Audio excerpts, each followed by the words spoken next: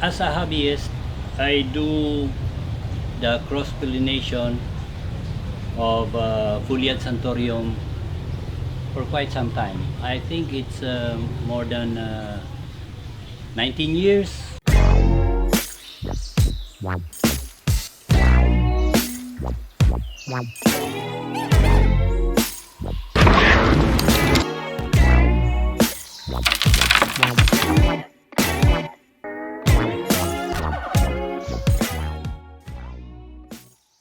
Hi, good day everyone. This is Alfred of Plant Jewel Garden.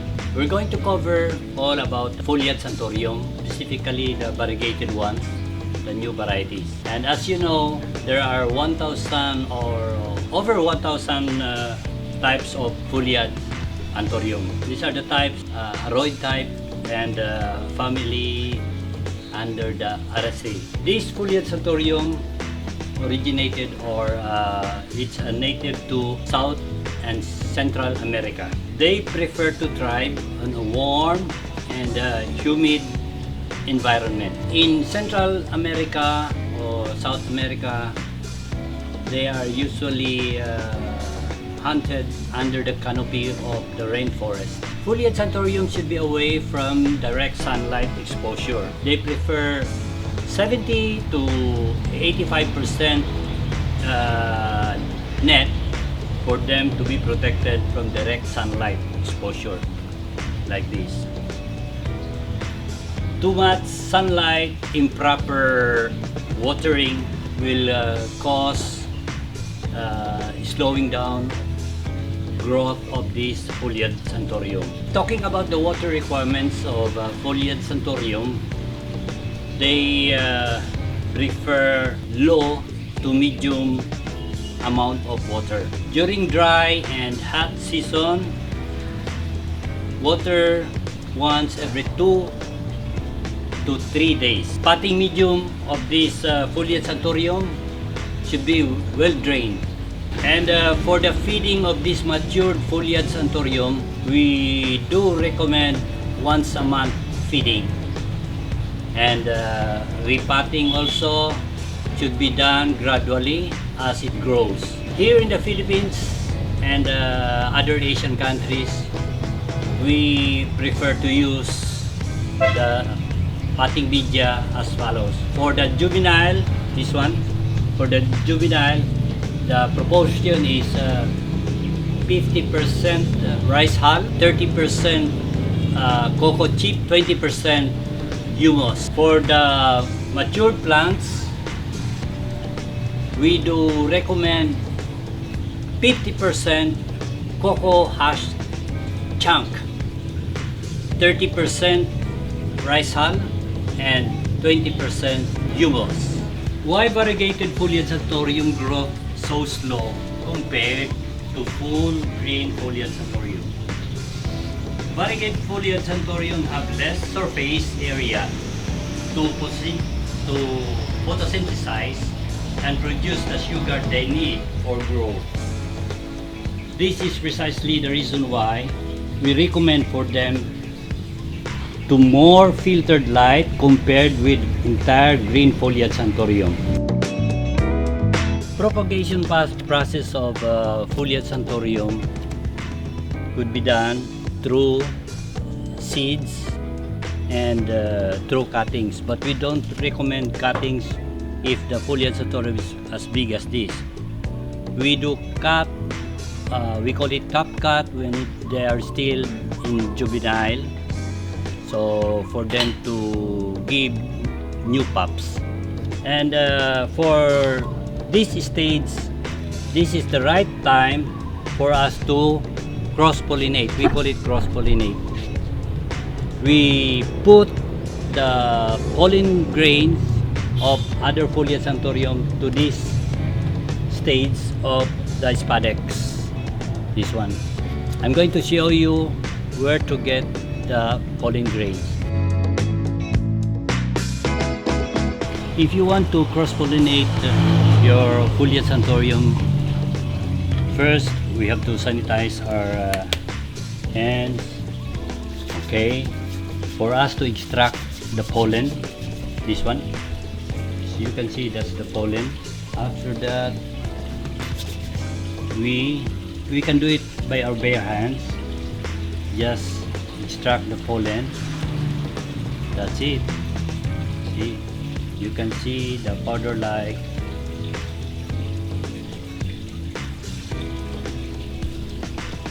Then this one, we rub this to that stage of spadix.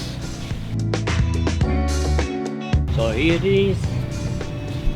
I have in my hands the pollen, and all you have to do is to rub it in this spadix like that for the pollen to cross-pollinate. Okay. The variegated one pollen has been mounted here in the spadix of a green broadleaf Foliage Anthurium. So the process of this will take 8 months for us to have ripe berries. 8 months. We have here the ripe berries. The sample of it is Okay.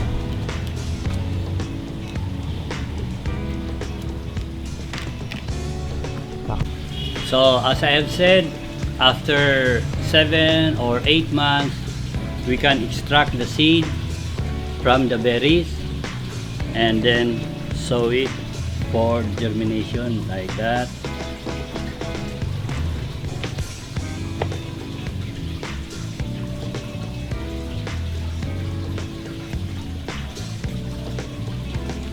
Simple as that. Then after a month it will germinate, but not all, but then at least it will be like this one. We also recommend feeding of the juvenile Foliage Anthurium using the slow release fertilizer with a higher content on phosphorus. They prefer a high phosphorus foliage fertilizer. And as I have said, the net, they prefer 70 to 85% filtered net for the sunlight. This is already a half juvenile stage, and one of my best collection are these babies.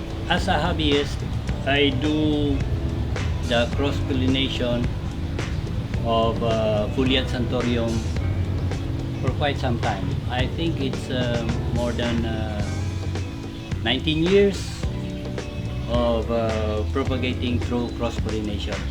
Why do I cross-pollinate? This is a rare, they call it black gold Foliage Anthurium. The pollen of this, when we transfer to this Foliage Anthurium, the black Foliage Anthurium, there is a possibility that the leaves of the new Foliage Anthurium will have a very nice color. It might be dark pink, red, or a pastel color, and that's the beauty of cross-pollination. This is a Hokerii Siam Diamond Foliage Anthurium, also a rare variety in the Foliage Anthurium family.